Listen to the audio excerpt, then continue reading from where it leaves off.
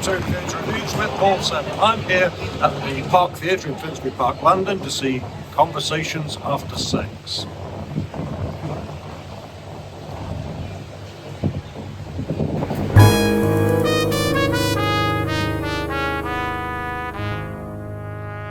Conversations After Sex, receiving its UK premiere after winning the Irish Times Best New Play Award. Keep watching for my thoughts on a play about a woman throwing herself into 12 months of casual, anonymous sex, and why nudity was essential to this play. Before I begin my review of Conversations After Sex, I'd like to say a few words about the Park Theatre, which I've never been to before, and maybe you're not familiar with either.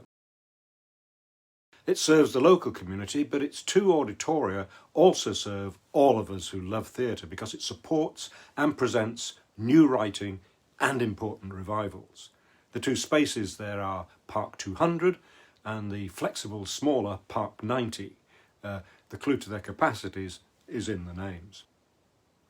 Please like, comment and subscribe to this channel. Thank you. Mark O'Halloran's play is being presented in the smaller of the two auditoria, which is great for such intimate subject matter. The set is essentially a bed with a small amount of space around it, which the characters use to pace around and sometimes talk to one another across the bed. There's something like 20 short scenes in which the character referred to as she, and played by Olivia Lindsay, has just had casual sex and then chats with the man in question. Sometimes he's a returning lover, although they still don't know each other's names, and more often he's what you might call a ship that passes in the night. All the men are played by Julian Cook. There are occasional scenes, just as brief, between she and her sister, played by Herbert. It seems she has engaged upon a series of one-night stands after a traumatic event involving her former partner, about which more is gradually revealed in the course of the play. The meaningless sex is a kind of self-therapy, both a distraction and a way of moving on. I doubt it's a form of therapy any counsellor would recommend, but over 12 months she does find some kind of understanding. Despite the conversations being post-coital, they are rarely about sex, nor do we see the sex that preceded them. We join them at the moment when the participants' defences are down, thanks to the anonymity of the liaison and the abandonment involved in sexual intercourse. You're watching Theatre.Reviews with Paul Seven. On my website, Theatre.Reviews, you can read my reviews and also my unbiased roundups of what other critics say about London shows.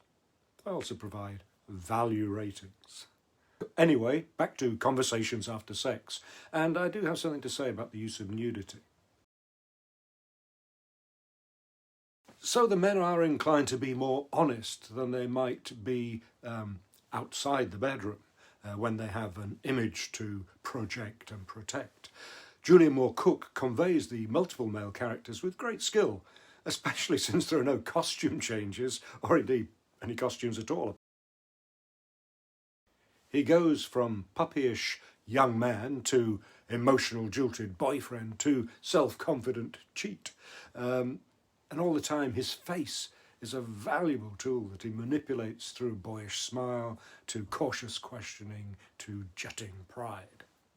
The men tell tales of their adventures. One's had sex with half his neighbours, but he explains he does live in a cul-de-sac.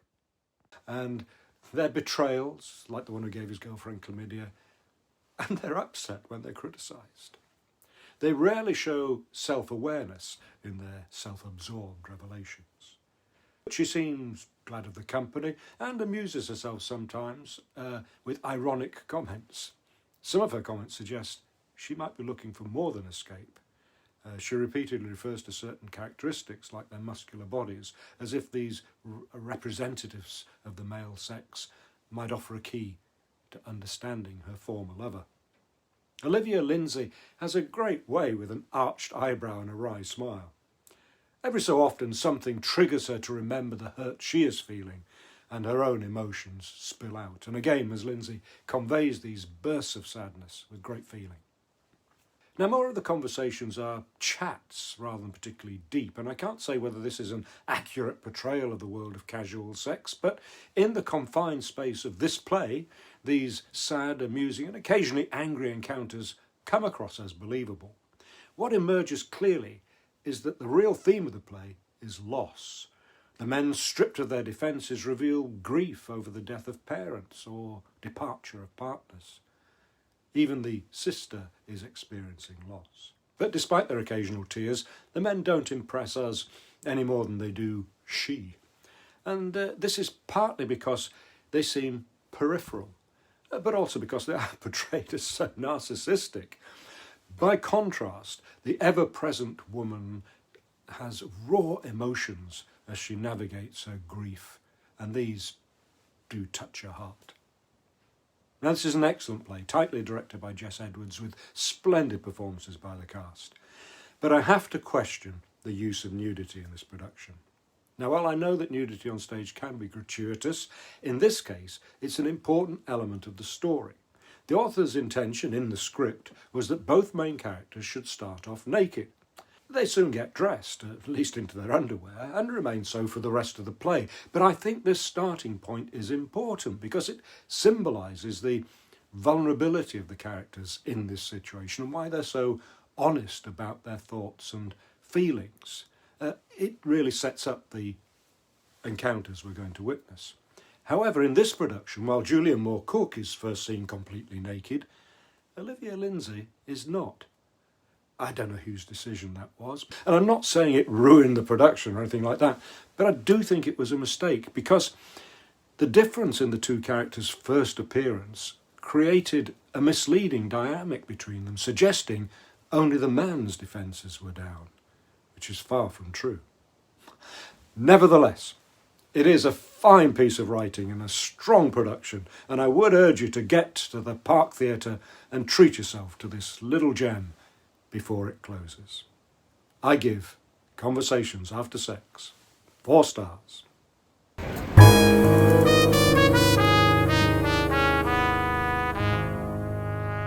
I hope you found this review interesting and useful, and if you did, please like, comment and subscribe to this channel. Then you'll be the first to know about my future reviews. And you can read my reviews at Theatre.Reviews, where you'll also find my roundups of other critics' reviews of London shows, plus value ratings. And you can follow me on social media. Thank you for watching.